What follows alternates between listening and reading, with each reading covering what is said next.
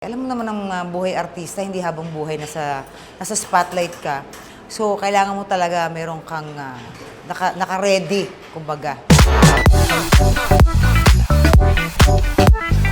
And of course, sa negosyo ko ngayon na talaga namang nung nawala, naghintay silang makabalik. Kaya ito, sumisipa ng bongga. Maraming salamat po.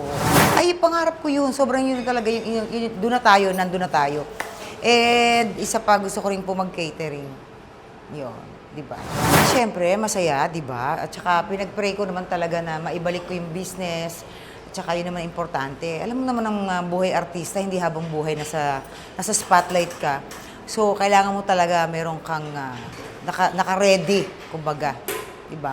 Kung saan yung alam mong extra talent mo na pinagkaloob ni God, gamitin mo yan, di ba?